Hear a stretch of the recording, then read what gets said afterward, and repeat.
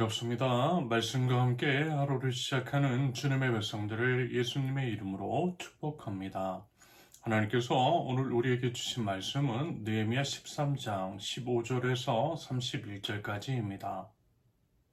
그 무렵에 유다에서는 안식일에도 사람들이 술틀을 밟고 곡식을 가져다가 나귀에 지어서 실어 나르며 포도주와 포도송이와 무화과 같은 것을 날라드렸다.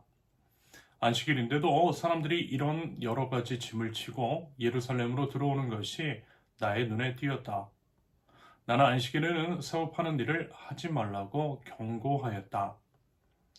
예루살렘에는 두로 사람도 살고 있었는데 그들은 안식일에 물고기와 갖가지 물건을 예루살렘으로 들여다가 유다 백성에게 팔았다. 그래서 나는 유다의 귀족들을 꾸짖었다. 안식일을 이렇게 더럽히다니 어쩌자고 이런 나쁜 일을 저지르는 거요?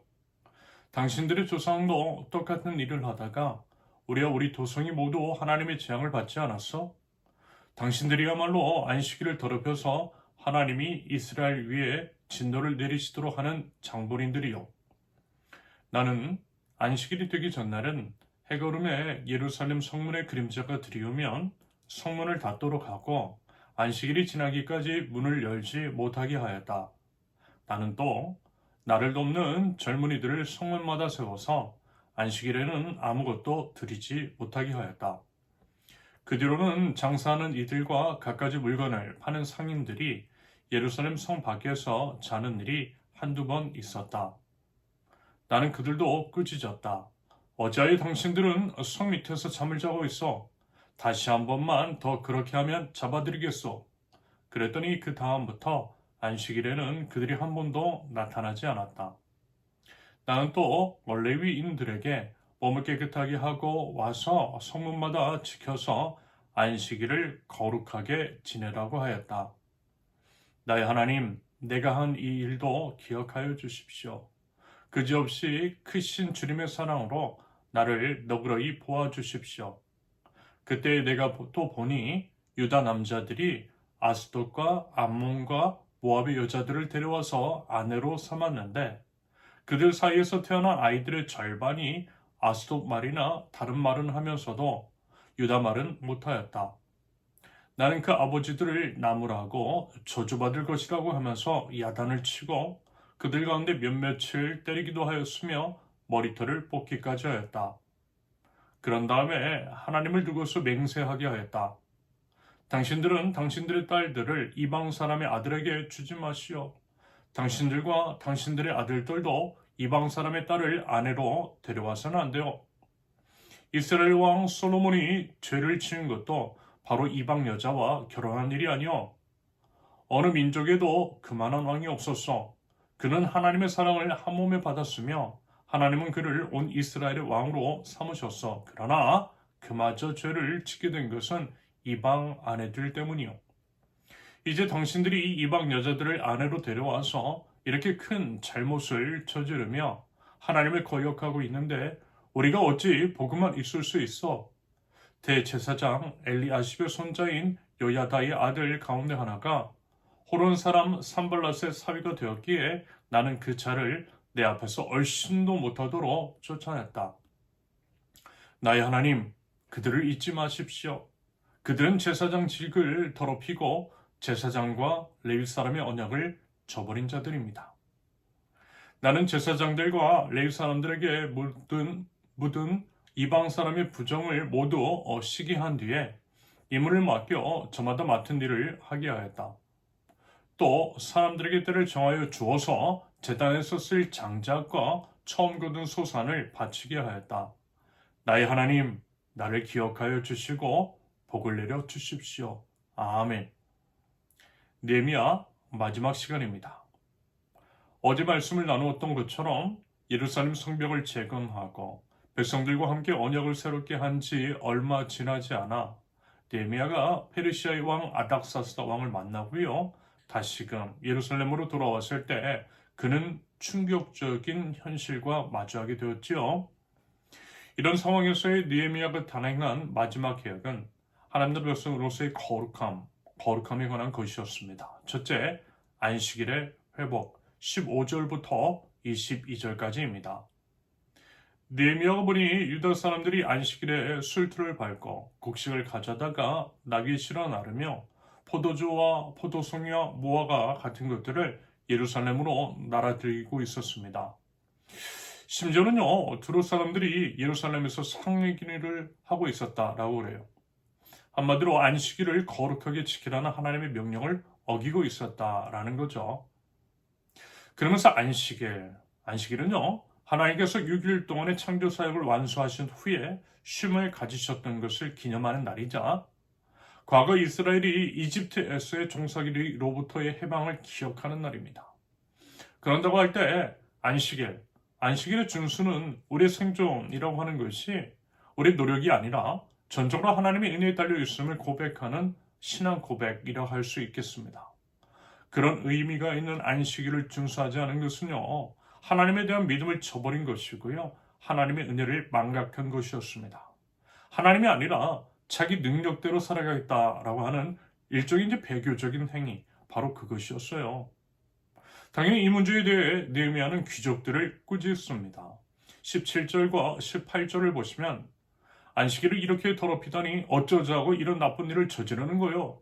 당신들이 조상도 똑같은 일을 하다가 우리와 우리 도성이 모두 하나님의 재앙을 받지 않았어? 당신들이야말로 안식일을 더럽혀서 하나님이 이스라엘 위에 진노를 내리시도록 하는 장본인들이요. 결국 바빌론의 포로로 잡혀갔던 비극적인 역사는 다름 아닌 그와 같은 불순종의 결과였음을 상기시켰던 것입니다. 역사를 잊은 민족에는 뭐예요? 미래가 없다라는 거예요. 느헤미야는요, 이와 같은 부분을 바로잡기 위해 즉각적으로 행동합니다. 안식일 전날 해가 질 무렵 예루살렘 성문에 그림자가 들이우면 성문을 닫게 해요. 안식일이 지나기까지 열지 말라고 명령합니다. 하지만 그 뒤로도 상행위를 하자 다시금 그들을 꾸짖었고요. 이에 다음부터는 그와 같은 일이 없었다라고 성경은 진술하고 있습니다. 여러분 어떻습니까? 당연히 이것이 무슨 과거의 안식일이라고 할 수 있는 주일에 느헤미야 당시와 같이 아무 일도 하지 말라는 것은 아니겠죠. 과거와는 달리 우리 사회가 복잡 다양해졌고요. 그 외에 이제 성경을요, 문자적으로 지키기보다는 그 본래적인 의미를 알아 참된 안식일의 의미를 준수하는 것이 맞는 것입니다. 다시 말해서 하나님을 위한 거룩한 시간을 구별해야만 한다는 거예요. 하나님을 최우선적으로 두는 삶의 태도가 응당 하나님 나라 백성들에게 있어야만 한다라는 거죠. 알로 하나님께서 안식일을 준수하라 하신 이유를 알아 그 뜻에 순종해야 한다라는 것입니다. 내 힘과 능력이 아니라 하나님의 은혜로 사랑하는 것이, 하나님의 은혜로 살아가는 것이 마땅하고요. 하나님의 은혜를 아는 사람이라면 그 은혜를 주변 이웃들에게도 흘려보낼 줄 알아야 한다라는 것입니다. 얍탈과 착취, 이기식으로 점철된 야수 자본주의, 세속적인 가치관에서 벗어나 공생과 상생, 지속적인 공존을 위한 우리의 이제 실질적인 노력과 삶이 필요하다라는 것입니다. 드디어 그 어떤 삶의 모습이 저와 여러분들 가운데 있을 수 있기를 바랍니다. 둘째, 공동체의 순수성 회복. 23절부터 29절까지입니다. 한편 느헤미야는 유다 사람들이 이방 사람들과 결혼한 것을 발견했어요. 그들은 이방 사람들과 결혼했을 뿐더러 심지어 그들의 자녀들은 유다말을 하지 못했다라고 합니다.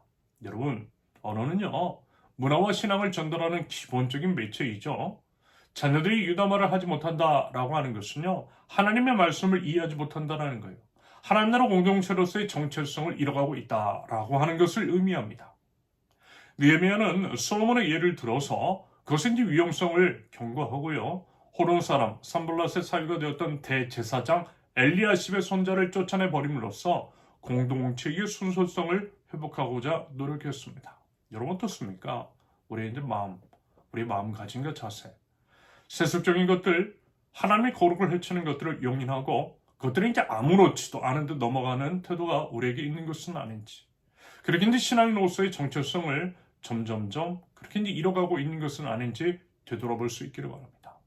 부디 이 부분에 대해서요, 엄중한 모습으로 십자가 앞에 성찰하며 하나님 나라의 거룩한 백성으로서의 거룩을 다시금 회복할 줄 아는 저와 여러분들이 쉴 수 있기를 바랍니다. 셋째, 예배의 회복 30절입니다.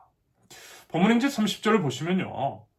나는 제사장들과 레위 사람들에게 묻은 이방 사람의 부정을 모두 쉬게 한 뒤에 임무를 맡겨 저마다 맡은 일을 하게 하였다. 제사장과 레위인들을 정결케 하고 본연의 직분을 회복하게 한 것. 이것은 다름이 아니라 예배 공동체로서의 회복을 의미하는 것이겠습니다. 맞아요, 여러분. 하나님께 드리는 예배가 바로 설 때의 신앙 공동체도 바로 서게 될 줄로 믿습니다. 우리가 무엇보다 바로 세워야 할 것, 무엇보다 회복해야 할 것은요, 하나님께 드리는 예배라는 거예요. 예배가 회복되어야 우리의 모든 것들이 회복되고요.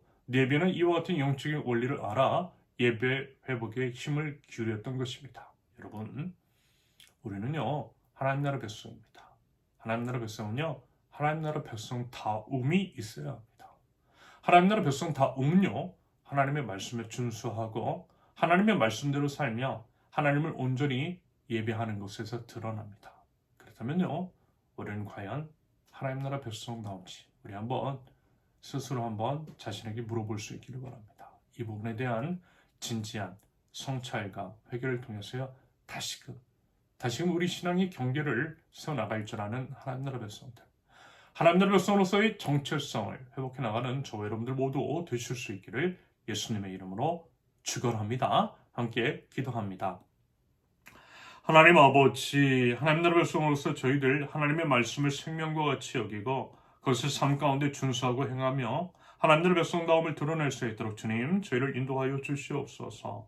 세상의 욕망에 물들지 않게 하여 주시며 오직 신앙의 경계를 다시 세우고 그들을 굳건히 지켜 믿음을 지켜나가는 하나님 나라 백성들 저희 될 수 있도록 주님 저희를 보호하여 주시고 지켜 주시옵소서. 예수님의 이름으로 기도합니다. 아멘.